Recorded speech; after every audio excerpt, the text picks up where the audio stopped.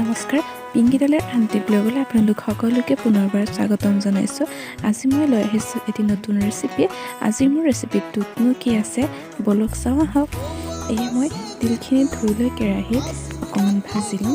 যেতিয়ালৈকে ধুনীয়া গোন্ধ নাহে তেতিয়ালৈকে ভাজি থাকিম। এয়া তিলখিনি ফুটিব ধৰিছে আৰু তিলখিনিৰ পৰা ধুনীয়া গোন্ধ আহিলে এতিয়া মই নমাই ল'ম আৰু অকণমান ঠাণ্ডা হ'ব দি খুন্দিম। এয়া মই খুন্দনাতে খুন্দি ল'লোঁ এনেদৰে, বেছি মিহিকৈ খুন্দা নাই। আৰু এইফালে মই যোগাৰ কৰি লৈছোঁ এয়া ফ্ৰাই কৰি থোৱা মাছ, এয়া খুন্দি লোৱা তিল,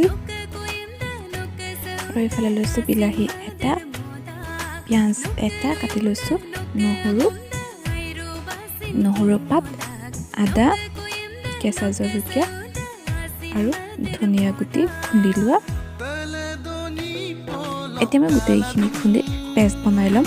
আদা, নহৰু পাত, পিঁয়াজ আৰু বিলাহী দি পেষ্ট বনাই হৈ গৈছে। এতিয়া মই কেৰাহীখন গৰম কৰি ল'লোঁ আৰু মিঠাতেল গৰম কৰি লৈছোঁ। তিলখিনিত পানী অকণমান দি 5 মিনিটমান তিয়াই থ'ম। তেল গৰম হৈ গৈছে। এতিয়া মই পেষ্ট আৰু ধনিয়া গুড়িখিনি ইয়াত একেলগে দি দিম আৰু 3 মিনিটমান এনেদৰে লৰাই থাকিম। তেল আপোনালোকৰ জোখ অনুযায়ী দিব, কমকৈও দিব পাৰে, অকণমান বেছিকৈও দিব পাৰে। মই ইমান বেছিও দিয়া নাই। মছলাখিনি ৰঙচুৱা হৈ গৈছে। এতিয়া দিছোঁ মই সোৱাদ অনুসৰি নিমখ, হালধি, খুন্দি লোৱা কেঁচা জলকীয়া, আৰু এতিয়া মই ভালদৰে মিলাই ল'ম। ভালদৰে মিলাই হৈ গৈছে। এতিয়া দিছোঁ মই ফ্ৰাই কৰি থোৱা মাছ।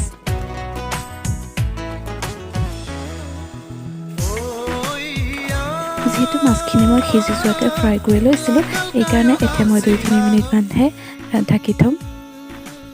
3 মিনিটমানৰ পিছত ঢাকনিখন আঁতৰাই এবাৰ মই আকৌ লৰাই ল'ম, যাতে মছলাৰ গোন্ধখিনি মাছটোৰ ভিতৰত ভালদৰে সোমাই যায়।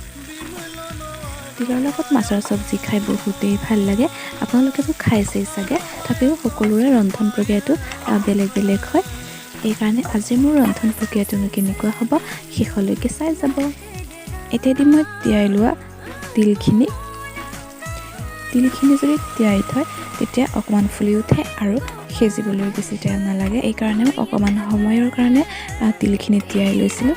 এতিয়া মই তিলখিনি সিজি যোৱালৈকে অকণমান লৰাই থাকিম। অকণমান লৰাই থকাৰ পিছত এয়া উতল আহি গৈছে। এতিয়া আকৌ মই 5 মিনিটমানৰ কাৰণে ঢাকি থৈ দিম। 5 মিনিটমানৰ পিছত ঢাকনিখন আঁতৰাই লৈছোঁ। এয়া চাওক ধুনীয়াকৈ উতল আহি গৈছে আৰু তিলখিনিও সিজি গৈছে।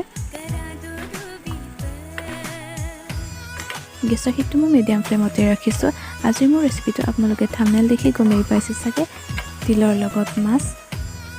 তিল মই বেছিকৈ লোৱা নাই, অকণমানহে লৈছোঁ, যাতে তিল বেছি নহয়।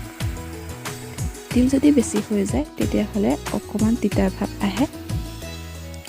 যিহেতু তিল সিজি গ'ল, এতিয়া মই ইয়াতে কুহুমীয়া পানী অকণমান দি দিম আৰু ঢাকনেৰে ঢাকি ফুল হিটত দি উতলি থাকিবলৈ দিম।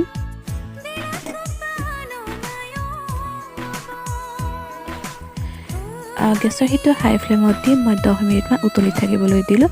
এতিয়া দিম মই ইয়াতে ধনিয়া,